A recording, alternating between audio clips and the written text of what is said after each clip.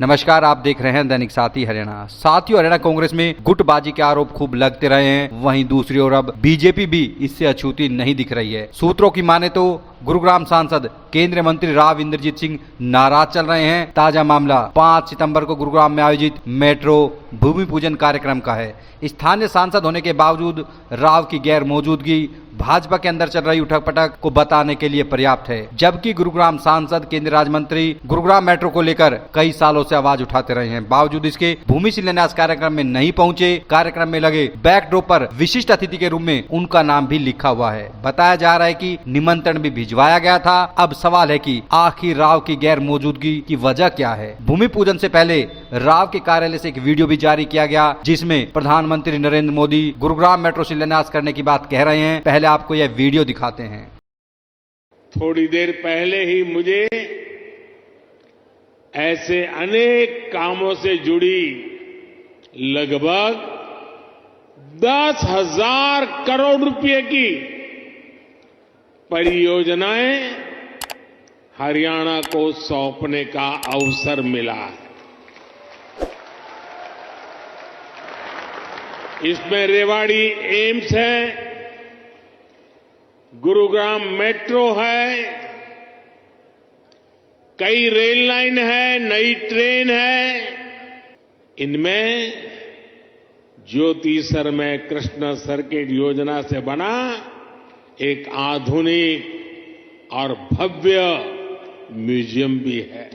जो वीडियो आपने देखा यह रेवाड़ी में एम्स शिलान्यास कार्यक्रम का है, जिसको करीब 1.5 साल से ज्यादा का वक्त बीत चुका है। मतलब पीएम की ओर से मेट्रो का शिलान्यास कर दिया गया था। सूत्रों की माने तो राव के कार्यालय की ओर से वीडियो जारी करते वक्त ही कंफर्म कर दिया गया था कि राव कार्यक्रम में नहीं पहुंच रहे हैं। लेकिन इतना जरूर है कि उनकी गैर मौजूदगी से स्पष्ट हो गया कि भाजपा के अंदर सब कुछ ठीक ठाक नहीं चल रहा है। वहीं दूसरी ओर सूत्रों की माने तो राव के नहीं आने की बड़ी वजह गुरुग्राम में बारिश के बाद बिगड़े हालात से हुई किरकिरी भी बताई जा रही है। बताया जा रहा है कि गुरुग्राम सरकार को रेवेन्यू देने के मामले में टॉप शहरों की सूची में शुमार है, बावजूद इसके आधारभूत ढांचा उस स्तर का नहीं है जो होना चाहिए था। राव कई मचों से इन मसलों को उठाते रहे हैं। जानकारों के मुताबिक राव के हिसाब से लोग जिन समस्याओं से जूझ रहे हैं उनको पहले दुरुस्त किया जाना जरूरी था। लोगों को तो यहाँ तक कहना है कि जिस तरह से देश ही नहीं विदेश में भी गुरुग्राम की किरकिर हुई, जाम का एक वीडियो भी वायरल हुआ। बताया जा रहा है कि उससे ध्यान भटकाने के लिए यह पूरा कार्यक्रम रखा गया था, क्योंकि शिलान्यास तो पीएम पहले ही कर चुके थे। हालांकि यह तर्क भले ही ठीक न हो, लेकिन टाइमिंग पर सवाल तो है ही। वहीं कार्यक्रम के दौरान सीएम से लेकर शहरी विकास मंत्री मनोहर लाल खट्टर ने एक बार भी राव का नाम नहीं लिया। बता दें कि राव व खट्टर की केमिस्ट्री से पूरा हरियाणा वाकिफ है। बीते सालों में कई मौके आए जब खट्टर व राव के बीच की खटास सार्वजनिक मंचों से दिखाई दी। राव की गैर मौजूदगी की वजह खट्टर व उनके बीच की चल रही दूरी भी मानी जा रही है। सूत्रों के मुताबिक हीरो होंडा चौक पर बनने वाले एलिवेटेड ब्रिज को लेकर भी अंदर खाते तनातनी देखी गई थी। मेट्रो के भूमि पूजन के दौरान यूं तो पूर्व सीएम शहरी विकास मंत्री मनोहर लाल खट्टर ने गुरुग्राम के विकास पर खूब चर्चा की। वहीं आनंद विहार से लेकर नीमराना तक बनने वाले रैपिड मेट्रो को जल्द कैबिनेट से मंजूरी मिलने की बात भी कही। बता दें कि राव भी कुछ दिन पहले ही खट्टर को रैपिड मेट्रो को लेकर पत्र लिख चुके हैं। अब आपको दिखाते हैं कार्यक्रम के दौरान गुरुग्राम व रैपिड मेट्रो को लेकर शहरी विकास मंत्री खट्टर ने क्या कहा था।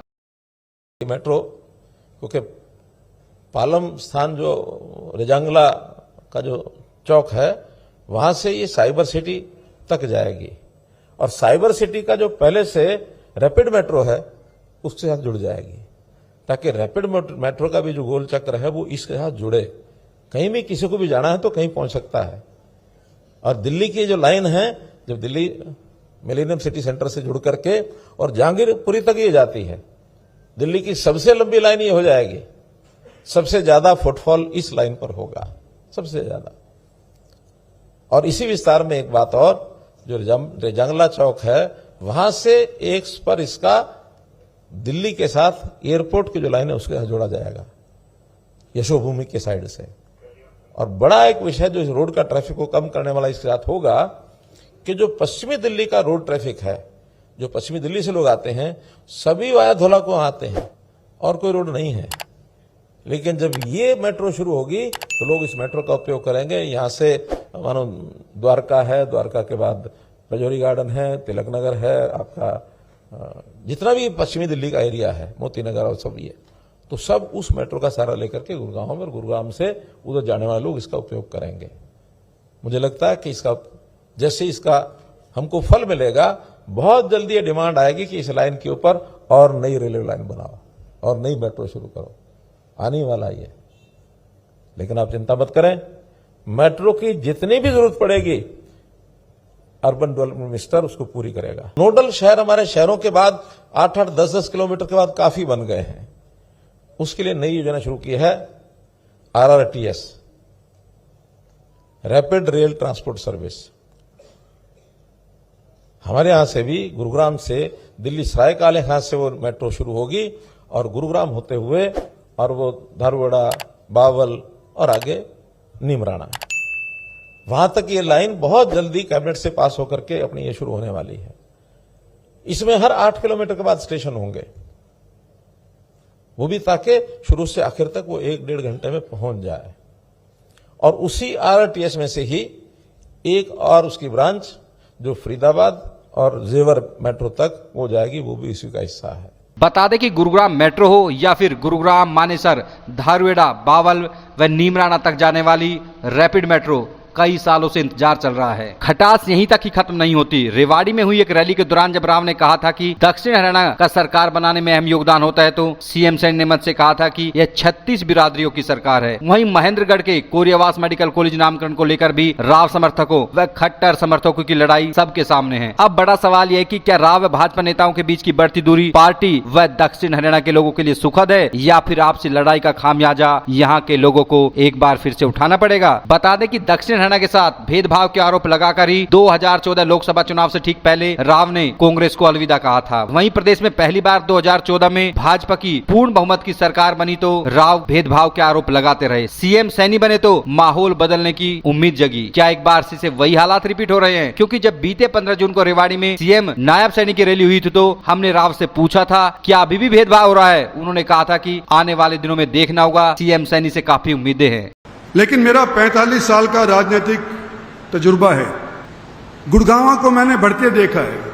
वो गुड़गांव जो एक टाइम के ऊपर छोटा सा MC या म्यूनिसिपल कमेटी हुआ करता था, जैसे कि रेवाड़ी आज के दिन है, आज के दिन वो उत्तर हरियाणा का सबसे प्रसिद्ध और मालदार शहर बन गया है, जो 70% तक हरियाणा के राजस्व में अपना योगदान देता है। गुड़गांव तो डेवलप हो गया, लेकिन जिस तरह से उसको डेवलप होना चाहिए था उस तरह से गुड़गांव डेवलप नहीं हो पाया। और हम सालों साल देखते आ रहे हैं कि जब बरसात आती है किस तरह से जल भराव गुड़गांव के अंदर हो जाता है, करोड़ों रुपए खर्च करने के बाद भी। और आगे डेवलपमेंट होने लग रही है। हर एक प्रांत के लोगों की अगर किसी नए जगह के ऊपर आंख टिकी हुई है तो वो रेवाड़ी के ऊपर है। गुड़गांव के बाद सबसे ज्यादा लोग आज के दिन अपना घर, अपना कारोबार, अपना धंधा रेवाड़ी आकर के करना चाहते हैं। मेरी आशा यह है कि जब रेवाड़ी डेवलप हो तो गुड़गांव जैसे तरीके से डेवलपमेंट ना हो। आपके नेतृत्व पूरा दक्षिण हरियाणा भाजपा के साथ खड़ा हुआ दिखाई दिया, लेकिन जो उसका हिसाब था, जो उसका हक था, वो नहीं मिल पा रहा। वो आप लगातार अभी 4 साल बचे हैं, अभी जल्दी क्या है। आपने देखा राव ने सीएम सैनी को लेकर क्या कहा था। दोबारा लौटते हैं मेट्रो भूमि पूजन पर।